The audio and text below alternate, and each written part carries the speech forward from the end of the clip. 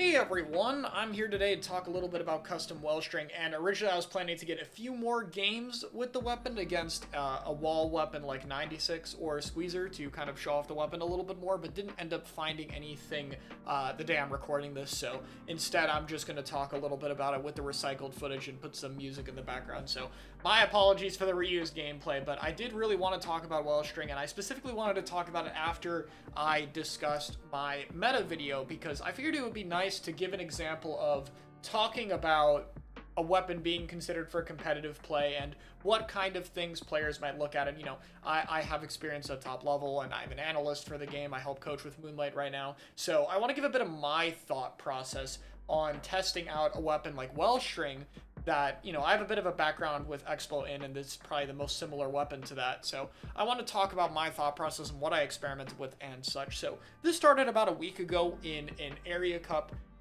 top level JP tournament, which had a custom Wellstring 96 Deco Tetraduli Zap comp get second place, losing to the standard meta comp of Neo Splash, Slosher, Squeezer, and Pencil.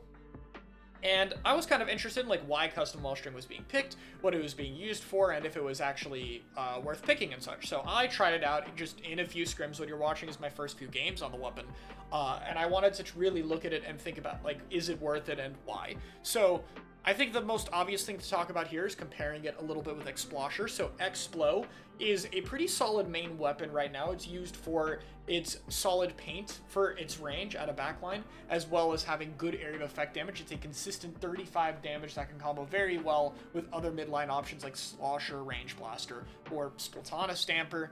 And it also just has a pretty self-sufficient kit that makes the weapon a bit hard to run down, because the triple splashdown can very easily secure picks or trades, and even wall can be useful in neutral. So you have this weapon that is still pretty useful, but even Explo struggles a bit to see use. It can get walled out a bit, his kit isn't too strong, and even if you're building around Explo, which it has a lot of things to build around, it's very well established, it's still very hard to win with. So what does Wellstring do when being compared to it? Because obviously it's very similar.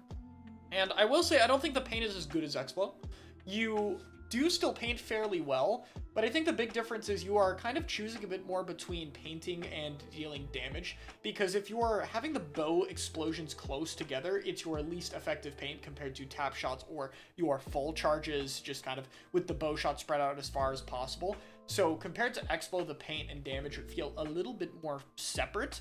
The big advantage of this, however, though, is that this weapon has a bit better ink efficiency. You have 11 full charges without any savers at all, and on top of that, you basically have no whiting frames if the weapon has any. I haven't noticed it, which means you recover your ink and get back into the fight a lot faster. You also do have a one-shot compared to Explo's 90, but I don't think it makes it particularly better at defending itself than Explo. Most of the time, you're still going to be needing 2 shots.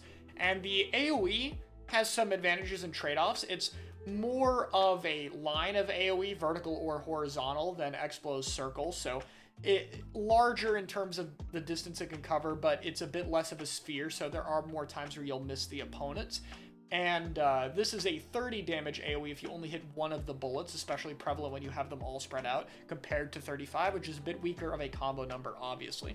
So I think Wellstring does provide 2 unique strengths that help it out a lot. I'll talk about the least impactful one first, which is its location utility. The weapon can obviously hit people fairly easily, but this is mostly talking about the point sensor being able to locate people, since compared to, because even Explo has a sensor on its vanilla kit, compared to Explo, this weapon has much less whiting frames and much better ink efficiency, so you can actually use your sub quite a lot, and you have Wavebreaker, which is also a location-heavy special. So due to this weapon is going to be using its point sensor a decent bit, locating people a lot, and paired with its special is going to be helping with that. And that's great because, again, you're playing with a lot of area of effect weapons that hit people behind corners, and so the location utility is very useful. This is probably the most synergistic weapon with point sensor I've ever seen. It not just helps you, but it helps all the weapons you want to use, and the weapon has the ink efficiency to be able to use it a decent amount of the time. So that's also a great start, even if the kit is a little bit on the weaker side. However, the other unique utility is its object damage. Wellstring's object damage is absolutely ridiculous. It is insane, especially since you run Object Shredder on this weapon, which is great in its own right. But let's talk about where that's actually useful, right? Because there's not a whole lot of objects. Yeah, you can basically 2-tap a bubble, or 2-tap a crab if you're doing like partials. That's really great. But what are the most relevant objects you're going to be fighting is actually going to be Splash Wall from Squeezer. Sometimes you'll see it from stuff like 96 or Red Pen or Firefin, but Wall is the main one, and there is a distinct lack of wall counters in this game. We've seen the trend to using Object Shredder more. I've seen it on stuff like Neo Splash for its suction, and even a little bit on Pencil, which Pencil still struggles to shred wall, but I would say the extra Object Shredder impact is definitely noticeable, to say the least. And it's worth noting that Object Shredder was actually buffed in this game against wall. I didn't really know this until recently, but it's 150% increased damage to wall instead of 125 in S2, so that's good to know. And Wellstring with Object Shredder, I believe, does 946 damage to wall in a full charge, meaning even if you miss a bullet or you're partial charging, you basically delete wall instantly. And Wave Breaker, the waves of wave, also delete wall instantly because it is an 100 times damage multiplier for some reason, which I also found out fairly recently. That's pretty funny. Very rare that the wave's going to break a wall, but it's like good to know it can also do that. And obviously this is most relevant in the Squeezer matchup, because Squeezer is kind of probably the best midline in the game right now, and it is very difficult to beat, and it is very difficult to kill. It lives a lot of the time, and a big part of that is wall, allowing it to have a favorable matchup against all the other midlines. So being able to break wall, especially if you're pairing with AoE options like Range Blaster or Slusher that don't do a lot of damage to wall, is a great way to be able to open up fights for your midlines. Even if you can't deal with Squeezer as much yourself, you could just constantly keep the wall out of the equation, and that does change things quite a lot.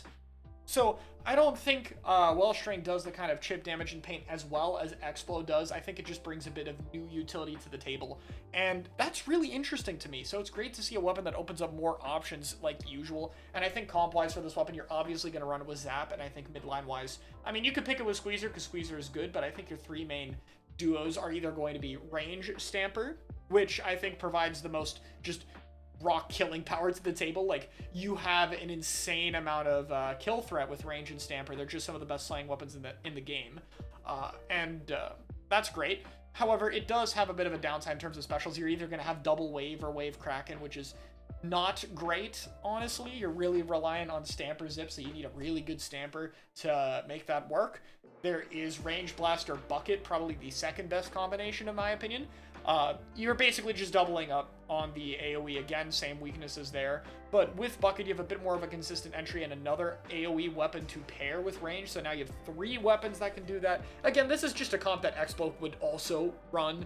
Really, it's just being ran with Well instead, and I think here's where the location utility gets a little bit more of a benefit, because with 2 other AoE weapons, any form of point sensor tagging is going to be really, really effective. However, I think probably the best combination, which is unfortunately probably the hardest one as well, is Slosher plus Platana Stamper for a very simple reason. Zap and Wellstring's AoE both do 30 damage, and these are both 70 damage weapons. And of course, Stamper can sometimes be doing 35, but then 2 35 combo as well, which means that Wellstring can combo with these weapons even if only one AoE hit is there. You can't just go for only one hit all the time, obviously. You're still going to have to get multiple, but the ability to spread out your shots more, get a bit of a larger hitbox, and still be able to combo with your teammates is really good. And then you have 2 specials that are a lot more flexible in terms of your entries. And Burst Bomb is also just really nice with these kind of comms in general. You're not going to get a whole lot of Burst Bomb from Stamper, but it's going to be pretty interesting. And I think there's just a lot of synergy there from the entire kit. So that's kind of the main pair that I look at and think, yeah, that would absolutely be useful. So I would put this weapon probably, if we look at my old tier list, I put this in B. I guess I would move Custom Well up to A with the considerations and testing that I did. But the thing is, if you're not fighting objects, I don't think it's super worth it. Like, if you're not shredding a wall or a bubble, it's still nice, but it's not really as necessary. In fact, if you're not shredding objects, I think honestly the Expo could be better unless you need the location utility. So to me, this really depends on, like, are you getting a lot out of the 2 unique things Wellstring does? If not, and you want to run the same style of comp, I think you should just play Explo. I think anyone who wants to play this style could just play both.